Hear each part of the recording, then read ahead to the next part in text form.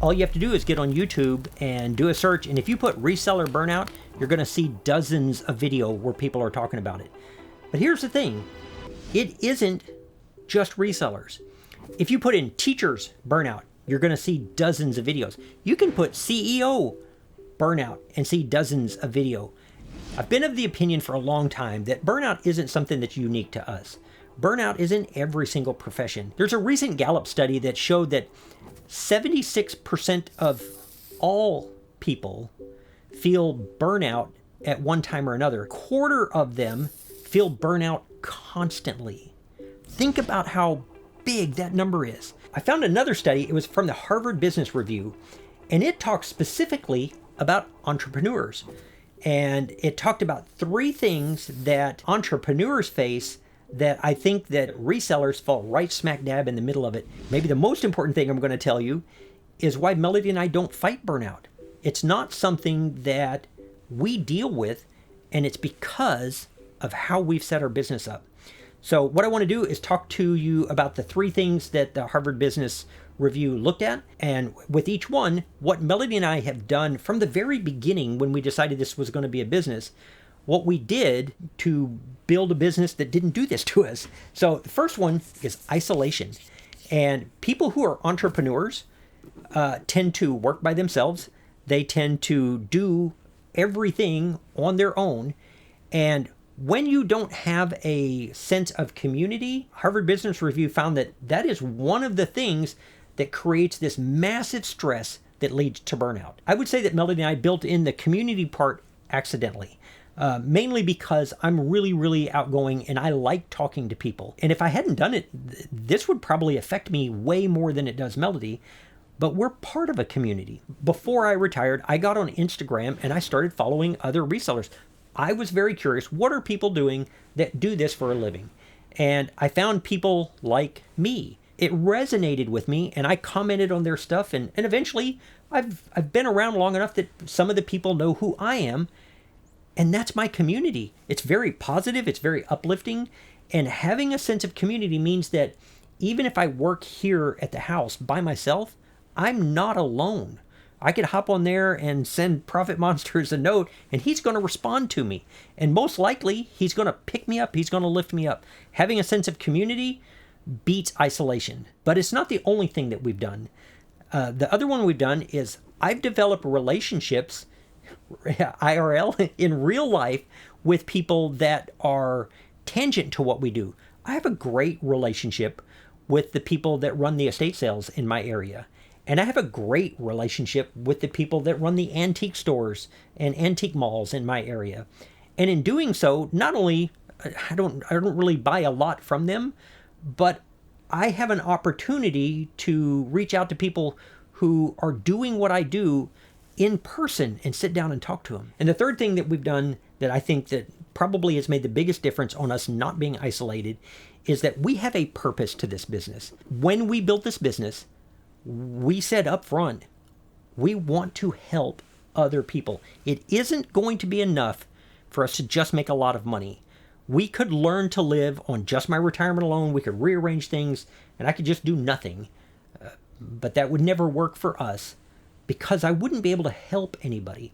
My business has a purpose. Yes, it provides us with enough income for us to do not just things that we have to do, but a lot of the things that we want to do.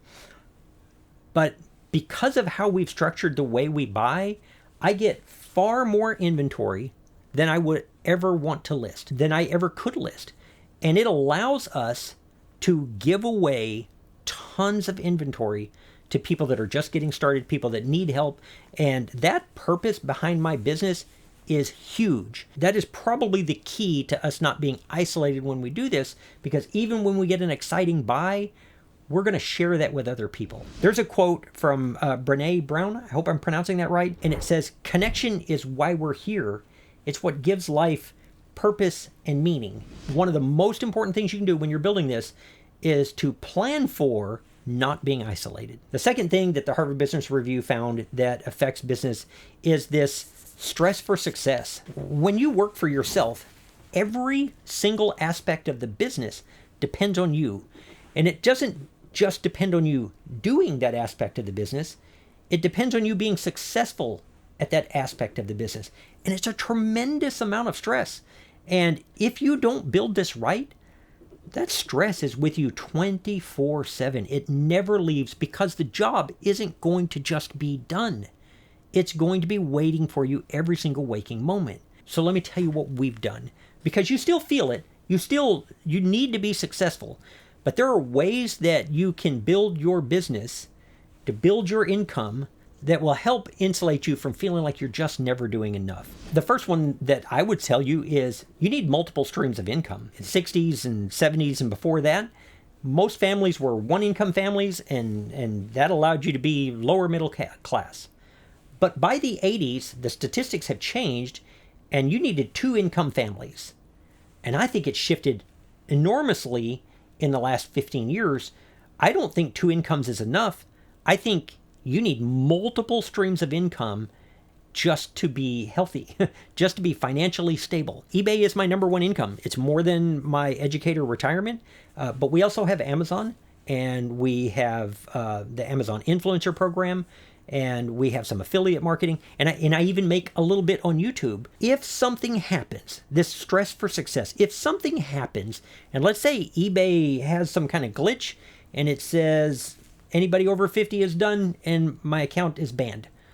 Well, yeah, that would be stressful. I would immediately shift over to other platforms and other things. By having that kind of flexibility, the stress about one job and one thing is drastically reduced. And when we talk about flexibility, that brings up the second thing that Melody and I do. We have goals that we want to reach for our business. We try to give away a huge portion of what we get, but financially, we like to make $200 to $300 a day. That covers our needs and our wants. But that doesn't mean I got to make $200 to $300 every single day. It doesn't mean it all has to come from one income stream, which it does. We make that much on eBay, but it doesn't have to. And by having flexible goals, what that means is that I don't have to make $300 today, even if you add them all up. If I made 100, I might make 500 tomorrow. I may make 600 tomorrow. It's just an average, and it's a generous average that allows us to have flexible goals. And the flexible goals really helps with the next one. And this is the biggest thing. This is the biggest takeaway you're going to get from me and what we've done to this stress for success. Melody and I have, from the very beginning, we have stressed margins over motion. We have, when we started, our average sale price was about $15. Our average sale price right now, give or take, is around $70. And we have not increased our purchase cost per item. I will follow this up with a whole video on what we've done to do that, because it's not easy, and it takes time, and it takes some skill, and it takes some experience, but it's, for us, it was worth building up those things than it was to create these hyper efficient listing processes where we could pump out 100 things a day.